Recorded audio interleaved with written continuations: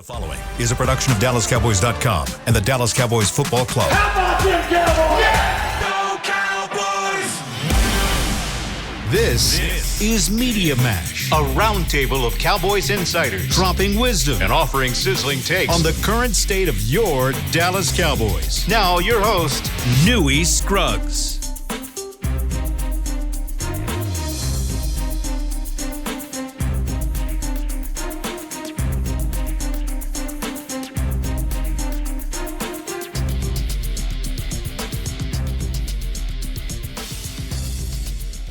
Media Mash, let's ride. A whole lot of topics to get to with Jon Machota of The Athletic, Patrik Walker, DallasCowboys.com. You got Clarence Hill, the Fort Worth Star Telegram. I'm Newy Scruggs, and let's dive right into my favorite trade that the Cowboys made for receiver Brandon Cooks. I'm not going to mention the name that a whole lot of other people wanted out there. Good player, but Cooks was the guy the Cowboys had tried to get out of Houston, didn't do it. They wanted a third. Now you get it for $5 and a $6, and Houston's going to pay $6 million. So it's a $12 million contract for a guy that can take the receiver off the top. John, go. Yeah, I think it's a great move. Don't get me wrong, especially for what they gave up, a fifth and sixth. I mean. What are you losing there, Bradley and I?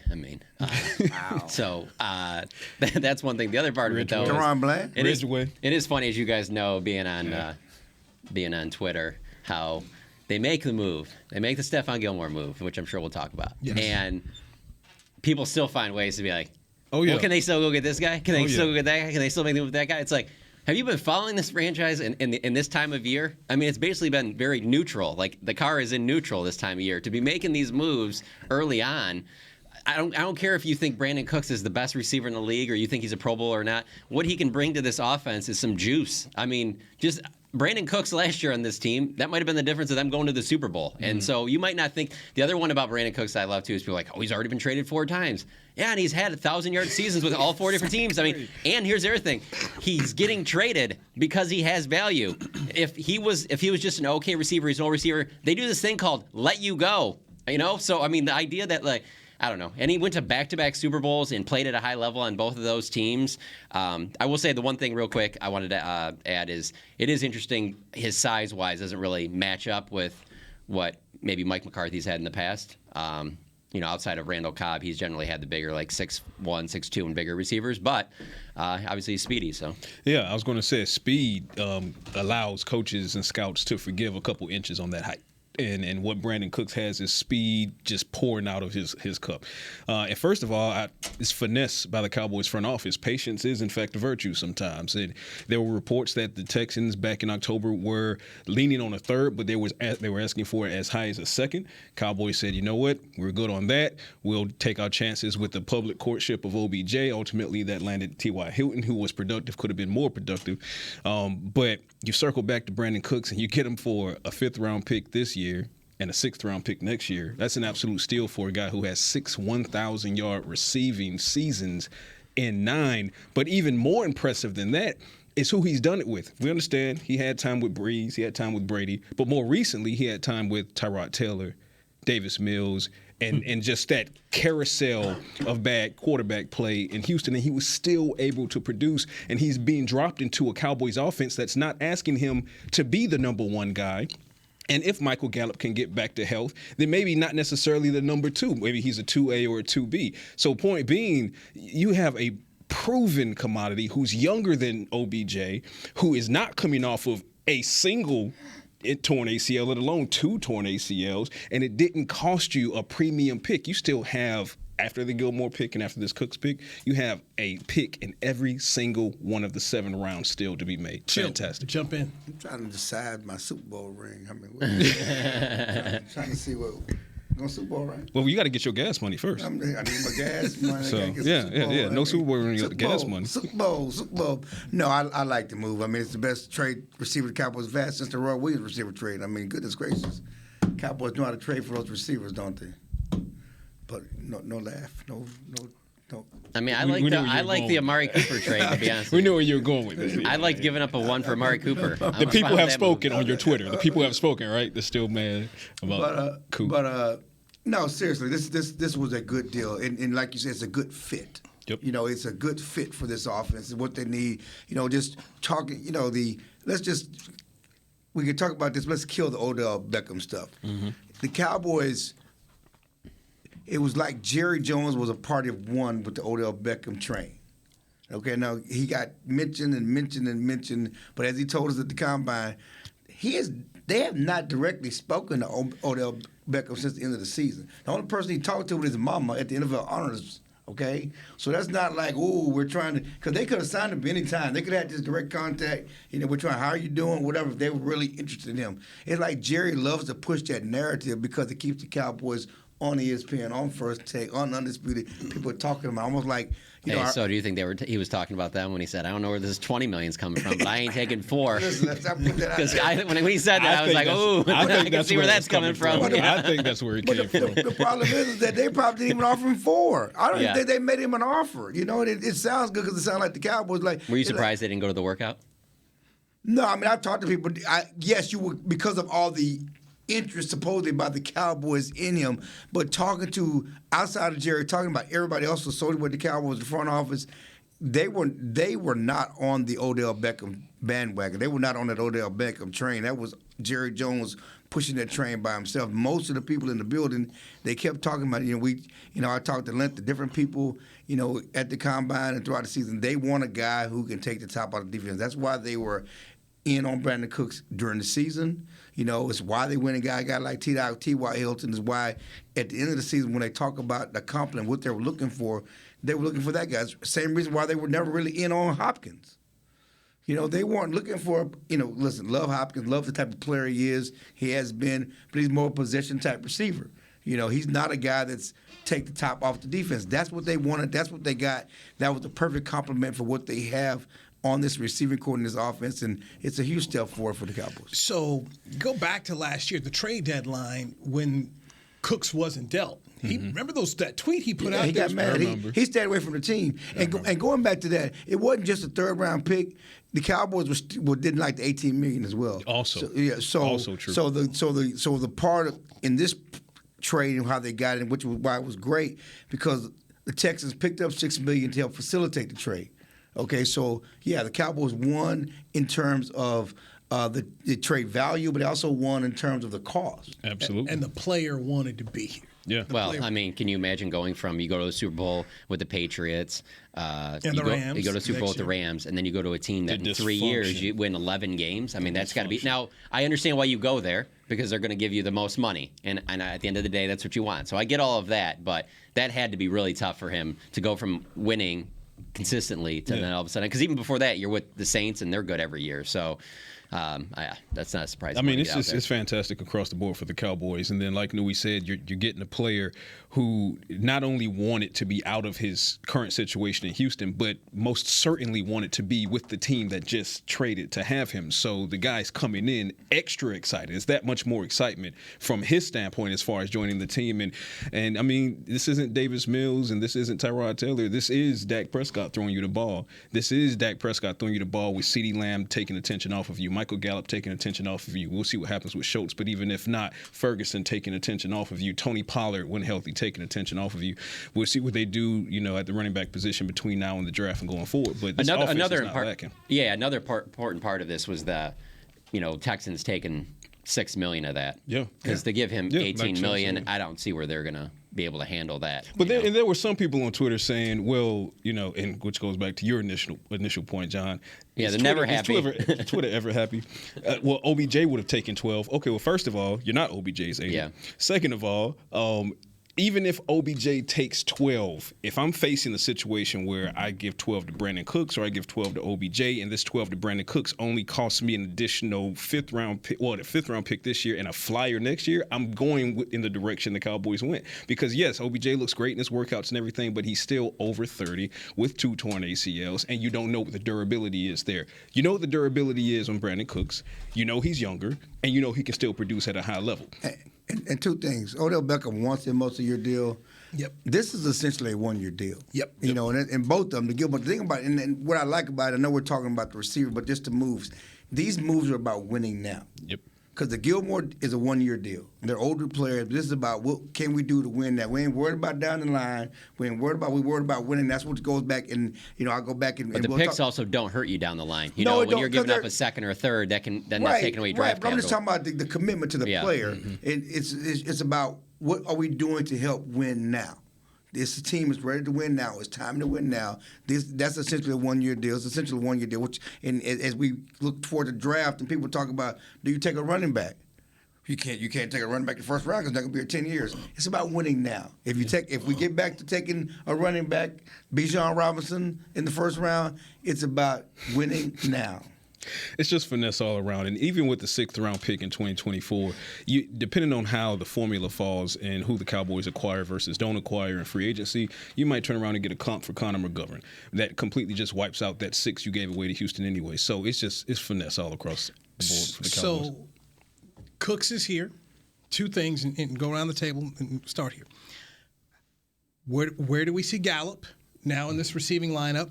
And then is Schultz done? Is that just a guy they let go? He's a free agent now. Well, 2 things. I mean, Gallup was at best when he was the 3rd receiver in the offense, and I think it's a situation where you go back to where Gallup is your 3rd receiver, but you just want, and it's really not about where he fits. It's about getting him healthy. Can we get Gallup back to being healthy and the player he was 2 years ago before all the injuries? Just worry about Gallup, worry about getting healthy and get back on the field. It's all going to work. And as far as the tight end position, I mean, it's funny how things work because the reason why everybody was saying, well, he's gone is because we thought he's going to be priced out. The tight end market's going to be this, and he's going to get too much out there on the market that he can't come back. Well, he's still out there, and the tight end market is down here. It's a situation where you could consider bringing him back. You certainly like the young guys, but it's also just a situation where this draft is loaded with tight ends. At the top of the 1st, 2nd, 3rd round, and the Cowboys did a lot of homework on the tight ends at the combine, certainly. So it's wide open for the Cowboys as far as the tight end position. I certainly see them drafting a tight end. Well, there were two reasons that I figured Dalton Schultz was out in Dallas. One being what Chill said, and you thought that the market would snatch him up pretty quickly. But now we're in the 2nd wave of free agency. He's still out there. Price is coming down. That's just how the business goes. But so that didn't happen. But what still is true is that if I'm the Cowboys, I'm looking at it as, okay, yeah, you could potentially bring Schultz back at a lower price, kind of some veteran stability there.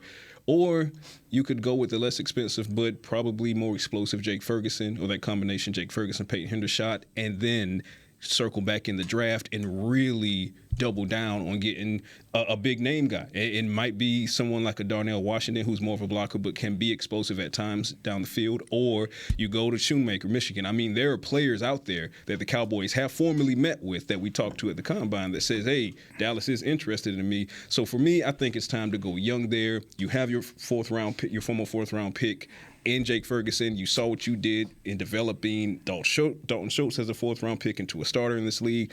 I think from the Cowboys standpoint, that price point for Dalton Schultz would have to be so low to bring him back that you just can't refuse it. We're just like, okay, well, no harm, no foul. Sure, come on back. But even then, are we talking progress stopper at that point?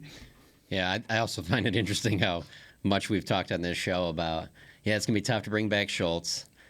It's going to be tough to keep Dan Quinn. Cooper Rush after he goes 4-1. It's going to be tough to bring him back. And that's not obviously just us, but that's, that was very well talked about, especially early in the season. So it is interesting how this stuff works out. Tight end class absolutely factors in with this, no question about it. With the Gallup thing, though, I just think I think he'll be fine. I think he probably put up a lot of pressure on himself that he needed to be better than he was last year because, and I mean, we're not seeing all of practice, but you heard that he was doing things in practice that made you think that he was starting to look a little bit more like the old Michael Gallup. But that doesn't mean that that's going to necessarily happen on Sunday. Now, there's also some stuff that I've heard happen in practice that maybe were setbacks, too, that maybe got him a little scared and things like that. So the further he gets away from that injury, the other thing is with him is for example, I was looking at, because I think defensive tackle is a need for this team. I was looking at that I was looking at that Brian Bresee from Clemson. And it's like, when you look at a guy like that, there's like multiple injuries to where you're just like, man, you just never know. That Michael Gallup does not have an injury history like that, where it's just, well, it's this knee and it was this ankle and it's been this. Like, this is the first major injury he's had. I think he's going to be fine, especially because it's not like he has to produce like a number 2. And if he does, great. If he doesn't, you have Brandon Cooks now. Two things. I always caution this stuff about what they say in practice, because I remember how great Ben DiNucci looked in practice. He was slinging that thing. It's like, they don't always I will say this. Let me just add one little journalism. Let me add one little journalism tweak on that. There is a difference between someone telling you something when you don't ask about it, and someone telling you something when you go up to them or go to your locker and go, "Hey, Amari, DiNucci's starting this week. Yeah. How do you think he'll do?" Like, he's going to be like, 2 different things. Real nervous. Don't really like it. Yeah. Got real wild out in practice. Throws the ball to the other team a lot. Like, there's a difference. That's what I'm saying. I know. I got to get that out there.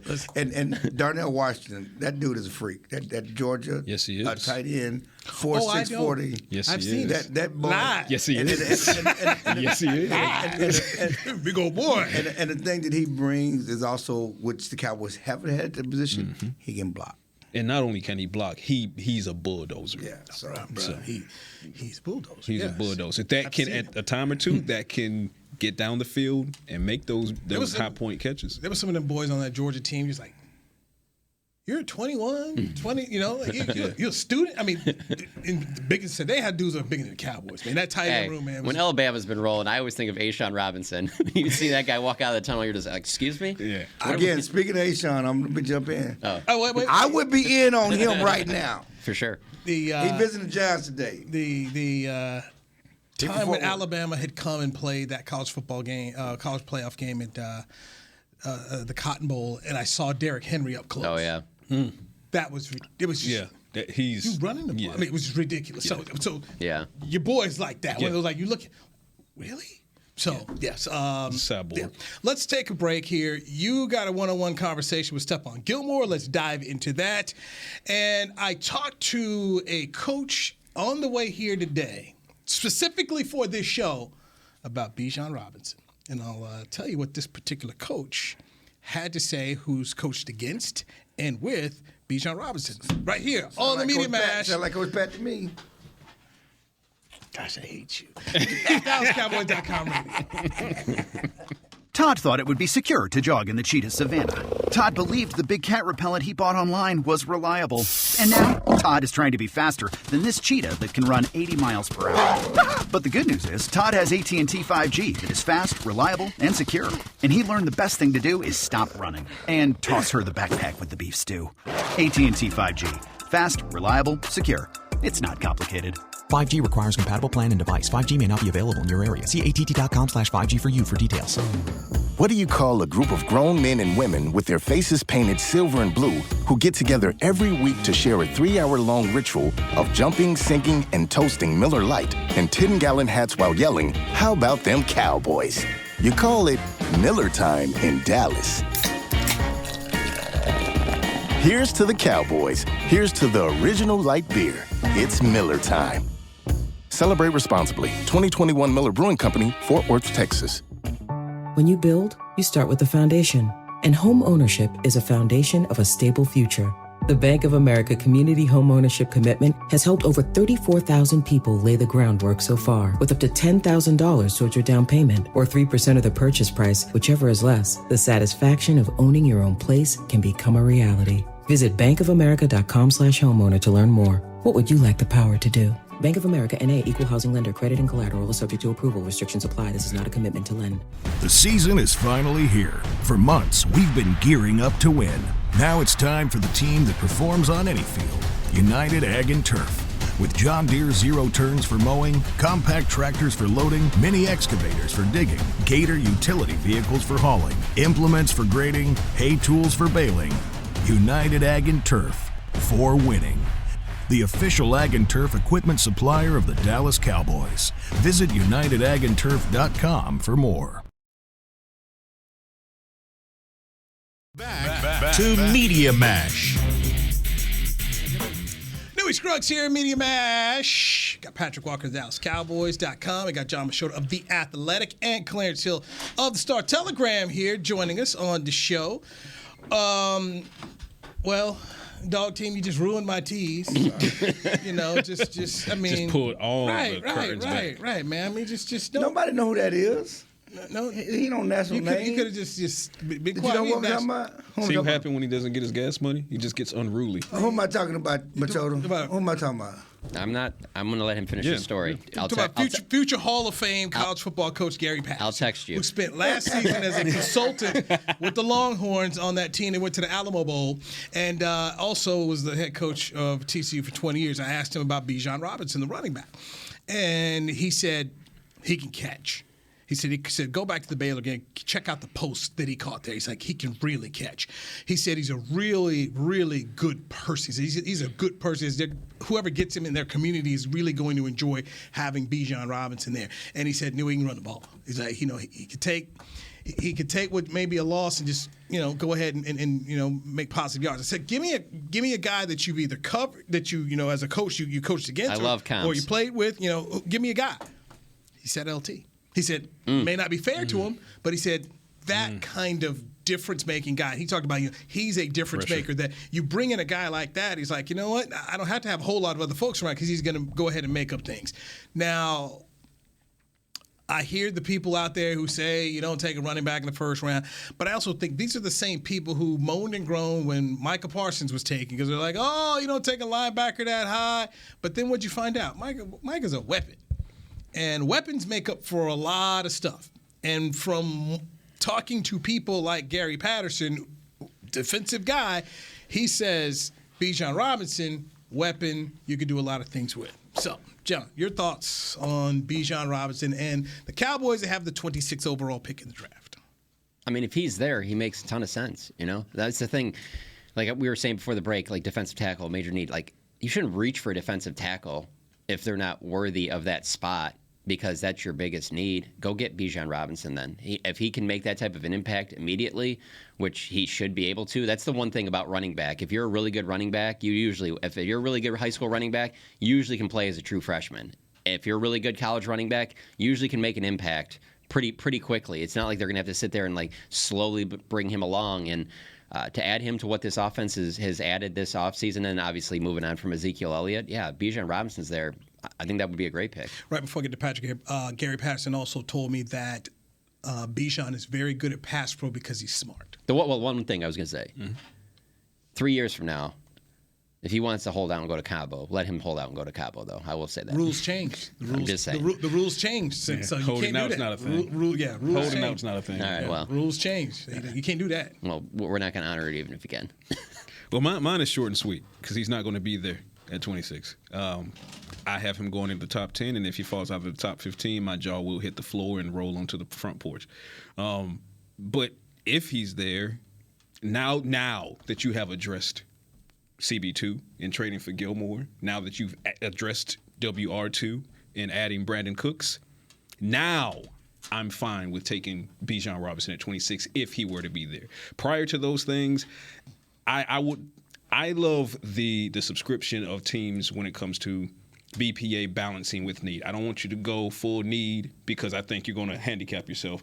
But I think that if you go full BPA, you'll have a bunch of talent with no real function to it, right? So I feel like there needs to be a balance there, and Will McClay operates that way as well, which pleases me greatly.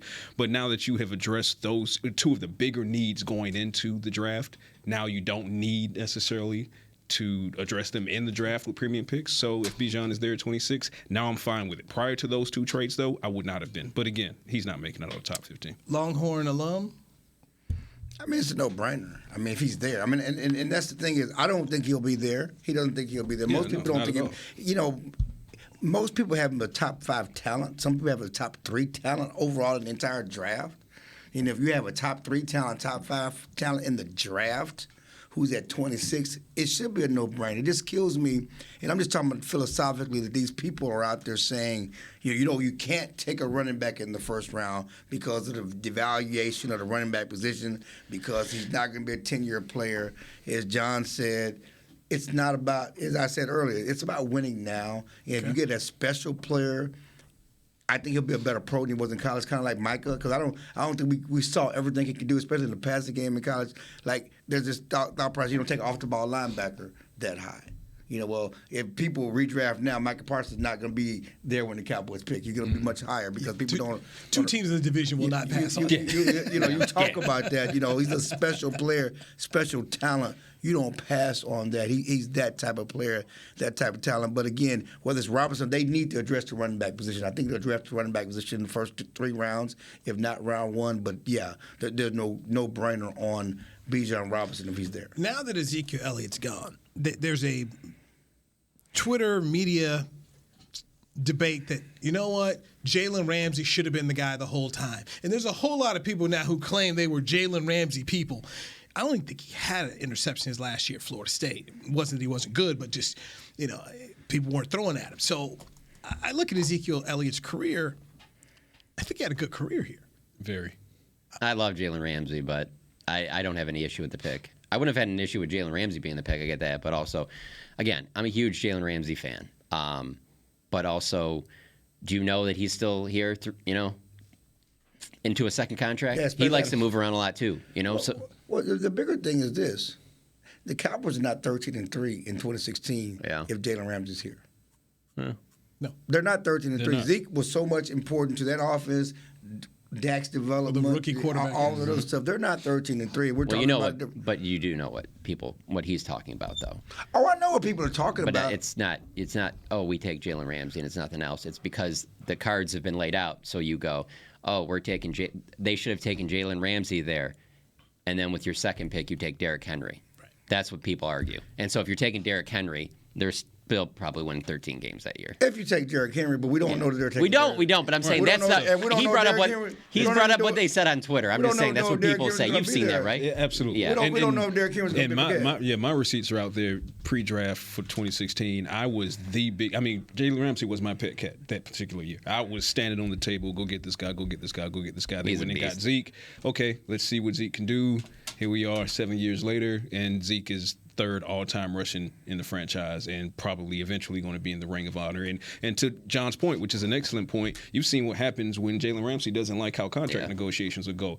Well, let me tell you something about negotiating contracts with the Dallas Cowboys. They don't always go as well as you would like. There's a lot of pull and give and not a lot of give, a lot of pull.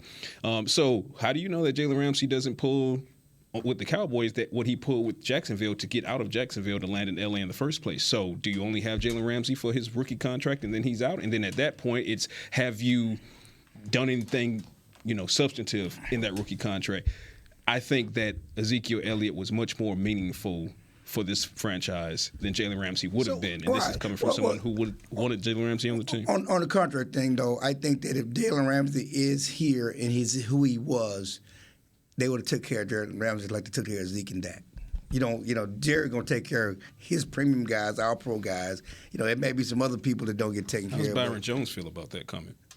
He's not in the same class. He's definitely not. I'm saying positional-wise, though. He's definitely not in the same class. At the time that Jalen Ramsey's contract would have Byron Jones has never been in the same. Never been close. Here's what I'm saying, though, positionally speaking. At the time the contract would have come due, or it's time for the second contract to be negotiated, this is pre-McCarthy. This is pre-Dan Quinn, okay? Positional value was lacking at safety, was lacking at cornerback. Okay, positional value was high at quarterback, high at running back. So it's easier for those two, and I say easy loosely because it still took a Cabo trip for Zeke to get what he got. But from a cornerback position, pre-McCarthy, pre-Quinn, and we'll see how it works out with Trevon Diggs, the Cowboys haven't necessarily been all in on throwing a bag at cornerback. Not cornerback, but the thing about Jerry is not the position, it's the player. It's about a special player. I picked him 4th overall. He became a Pro Bowl player. I love him. Oh, see, I don't even. I'm taking care of him. I don't know about all that. Now that's a big part of it. But if the first part is what's right, the special player. Yes. If he thought Byron Jones was real special like that was like you just put him over on an island. He shuts down every single player. He's the best corner in the league. Then they're not. They were. I feel the same way. Seriously, and I'm glad that you're bringing this up because I feel the exact same way. Byron was shut down, just not a takeaway machine, but he was shut down. No, he was not shut down. I feel this. Don't make me pull numbers. I feel the same way about Byron Jones as I feel about Dalton Schultz. They're good players. You'd love to keep them on the team, but you're not going to pay big money for them. Teams did not not throw the ball on Byron Jones. You can put numbers like you want to. No, they did not. They did throw away from him. No, They threw it Cheeto. They didn't throw it away from him. It's on Cheeto over They there. didn't throw it away from him because they were scared of Cheeto, Bradley and I catching strays. because you're scared they're gonna make a play on you. You do realize there's more than one way He to was make a not play. catching nothing. Okay, show me the I picks. just said that. Didn't I just say Show that? me the picks. Well, that's a huge part of it. Right, he's making up You a throw it picks. away from me. John, I'm going to turn. John, two what did I literally just say? He did say that he didn't. I make literally just said he doesn't take That's the ball. why Two he's not picks in shut 5 down. years. That's why nobody. That's the only way you define shut down? Yes, anybody. Then we ain't got nothing to talk ain't about nobody then. scared of him. He wasn't Ain't nobody an elite scared of cornerback. him. He was not an elite cornerback. Well, he wasn't no He's a good elite. player. What nobody He's a really scared good of player. him? I don't What think. would have made Byron Jones elite is if he would have been able to combine the takeaways with his ability he to cover. didn't. If that's the case, then he's still a Dallas Cowboy. Well, he has an injury. but That's all I'm saying. would have been still I'm Dallas not going to sit and argue that he didn't take the ball away when Well, I just said that he wouldn't take the ball That's why away. nobody's scared of him. No, when I think of shutdown corner, I'm thinking about somebody who Oh, are the not disrespect throwing to Byron. That's I'm with him. It's not facts. It's though. facts. It's facts. He's right. It's facts. I It's agree. I agree with facts. Patrick that if he had the interception numbers, But but he I also didn't. got to say though, there's a little bit of truth to what Joe was saying. Like nobody was like sitting there like, oh geez, just don't throw it near 31. Like yeah, he might knock it away or something like that, but I don't think quarterbacks were really genuinely scared of They were throwing not. it. I didn't say there was terror. I'm saying that There is terror to throw at Jalen Ramsey. There is terror. Still? Yeah, we're Still? talking about Maybe- we're talking about then. yeah, maybe we're not talking as about much his now, arc but- when he was at that point and what he Hey, would have been. Jalen Ramsey right now compared to Byron Jones. What nobody scared of no damn. Yeah, listen, Byron you've never heard Jones. me. Rewind this tape. I did not say Byron Jones was equal. Let's take a or break. better than Jalen Ramsey. I'm saying. I'm just making sure. Yeah. John's hearing what I'm saying. Clarence is just. Patrick did have an interview with Stephon Gilmore. Yeah, speaking of cornerbacks. Let's talk about the now. Speaking of cornerbacks. Let's talk about the now right here on the Player Signs on DallasCowboys.com radio. The season is finally here. For months, we've been gearing up to win. Now it's time for the team that performs on any field, United Ag and Turf. With John Deere Zero Turns for mowing, compact tractors for loading, mini excavators for digging, Gator utility vehicles for hauling, implements for grading, hay tools for baling. United Ag and Turf, for winning. The official Ag and Turf equipment supplier of the Dallas Cowboys. Visit UnitedAgAndTurf.com for more. Todd thought it would be secure to jog in the cheetah savanna. Todd believed the big cat repellent he bought online was reliable. And now, Todd is trying to be faster than this cheetah that can run 80 miles per hour. But the good news is, Todd has AT&T 5G that is fast, reliable, and secure. And he learned the best thing to do is stop running and toss her the backpack with the beef stew. AT&T 5G. Fast, reliable, secure. It's not complicated. 5G requires compatible plan and device. 5G may not be available in your area. See att.com/5G for you for details. This sweet! Did you get to work on time? Yeah, but I just realized it's Sunday. Little Sweet says head on home. Dr. Pepper's on its way. So sweet, unique. Baby, there's nothing better. I bet you've probably done something that deserves a Dr. Pepper. Did you invest your nest egg in an NFT? Yeah, and I don't even know what that is. It's a non-fungible token. Everyone's done something that deserves a Dr. Pepper. When you build, you start with the foundation. And home ownership is a foundation of a stable future. The Bank of America Community Homeownership Commitment has helped over 34,000 people lay the groundwork so far, with up to $10,000 towards your down payment or 3% of the purchase price, whichever is less. The satisfaction of owning your own place can become a reality. Visit bankofamerica.com/homeowner to learn more. What would you like the power to do? Bank of America NA, Equal Housing Lender. Credit and collateral is subject to approval. Restrictions apply. This is not a commitment to lend. Back to Media Mash.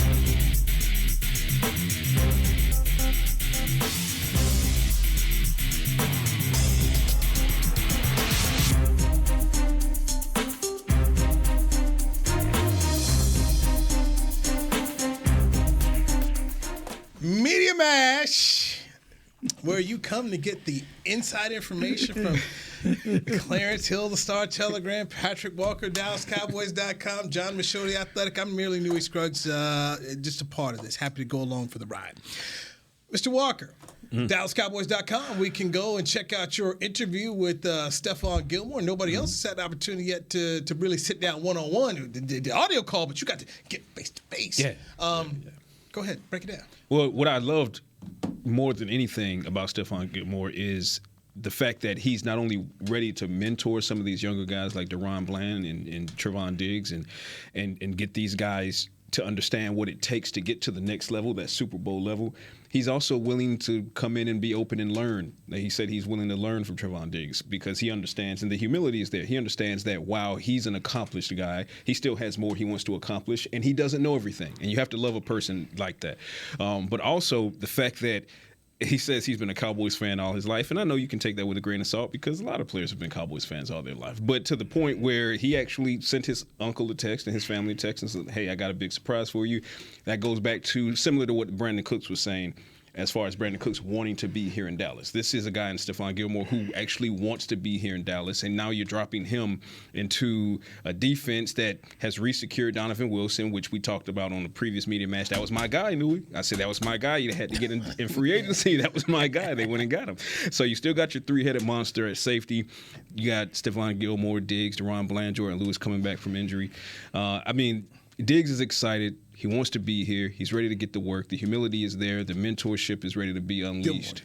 Gilmore, and I even kind of jokingly asked him if there would be a takeaway competition between him and Diggs and Bland because those are the guys who love to take away the ball. And he was like, yeah, that's what it's all about. Absolutely. Friendly competition, getting it done. So for a team that it does so well in takeaways, got another guy here to kind of push that envelope. There you go. All right, Machota.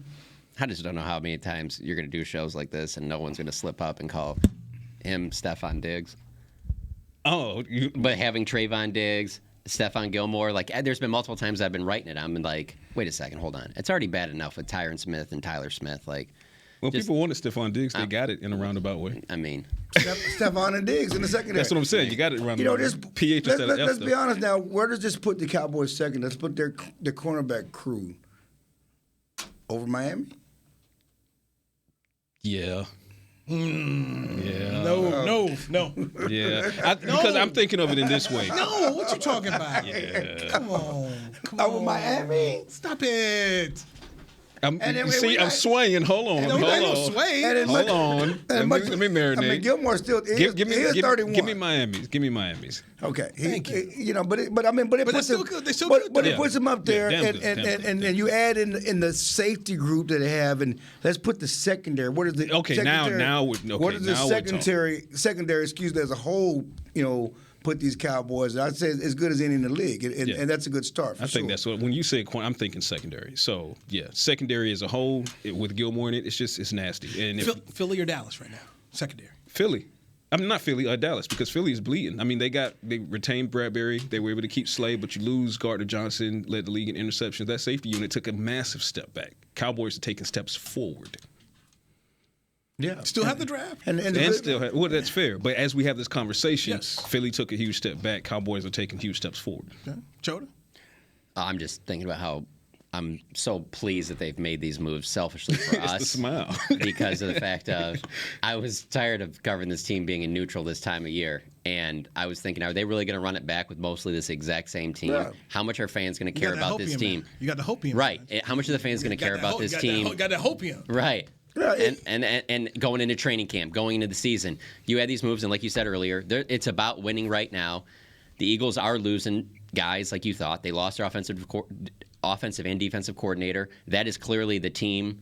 I guess it's them in San Francisco, and you put yourself right in the mix with them again, and then obviously you just look at San Francisco's a different story. They got better. Yeah, they definitely got. But then you also look at just the landscape of the most important position at quarterback across the NFC. The Cowboys, they should be right back in the mix again, where they've been the last 2 years. And they've been in the mix. But the good news, and I think I was saying it on the break before, but unlike past years when they set out the first week of free agency and were worse, I can honestly say the first time in a long time the Cowboys got better in March. Are you trying to say you're happy? I'm not. It's not a happy or sad. Hey, when is the last time that you would say that? I was thinking about this the other day. When's the last time you would say that? I don't know because What year was Brandon Carr?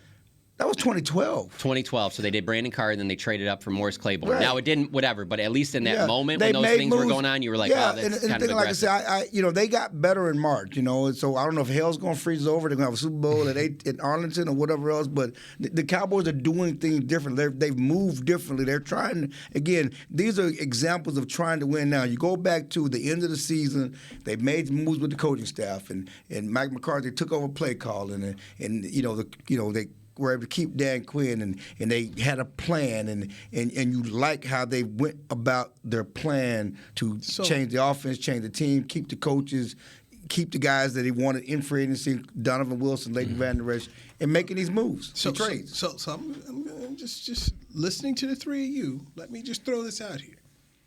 Right now. Bobby Wagner? No. Where do you rank the Cowboys in the NFC? Probably third. I probably put behind San Francisco and Philadelphia. But with that being said, there's just a part of me, and maybe I overrate quarterback, but there's just a part of me when I look at the AFC and I think of if you had to go, as I rank it, it's just a lot easier than if it was the AFC where it's like, man, they got Mahomes and Burrow and Herbert and Aaron Rodgers. Like there's just, this is the NFC, but I mean, it is so important. That is a key part of this. If one of those two teams had one of those quarterbacks, I'd be like, man, I don't know. There's a big gap there. When I have the Cowboys 3, I don't have it as this major gap between You got them. them top 3. Wait. I got them in number 2. Like I said, Philly took a step back. Cowboys took a step forward. I got them number 3. I do think that the 49ers took a huge step forward. Yeah, that's my number 1. I got 49ers. And I think the gap right now. With them, they got better. That team is scary. And I know one thing, if they decide to go all in on Lamar Jackson to go with what they already got, I know they're not going to do it, but I mean, we love Brock Purdy, but put Lamar Jackson with that running game and that team. That's unfair. One other thing I just want to add, though, quickly on the that's not fair. On the Gilmore and Cooks moves, I mean, they're both guys that have played in huge games. Every week. Gilmore last year is playing for a Colts team that's only winning less than a handful of games, and he still was probably their best defensive player. He was making moves. He's shown up in big moments. That's what it's going to come down to for this Cowboys team is winning in the playoffs, possibly having to win in Philly, having to win in San Francisco. You added 2 players that you feel confident with them on the field that they can make big plays in those moments. Who played in the Super Bowl as teammates, right. And Gilmore ended up winning another Super Bowl while Cooks was on the other side the next year. So, all right, guys, fun as always, man. Always. I appreciate that, man. I appreciate that. Clarence Hill, Star Telegram, Dog Team, appreciate you. Mr. Walker, DallasCowboys.com. Jon Machota, read him over at theathletic.com. I'm Newy Scruggs. Team Bijan. Do we want to do this next Monday? Team great players. Team Darnell. I'll do it every Monday. Do you want to do it? We can do it next Monday. No. Here we go. Here we go. We'll be in Phoenix. Owners meeting. Okay, then. What was that hand movement? Yeah, I know. That first down thing. You're not going? That wasn't even first down. It was like I don't know what that was. Okay, so in 2 weeks, Fifth check down. your schedule. 2 weeks. Check your schedule. John, that was 5th down. I guess. Yes. Chris Beam, Missouri Big against Will, Nebraska. Jazz, everybody making it happen. We appreciate you here. This is DallasCowboys.com radio. This has been a production of DallasCowboys.com and the Dallas Cowboys Football Club. How about this, Cowboys? Yeah!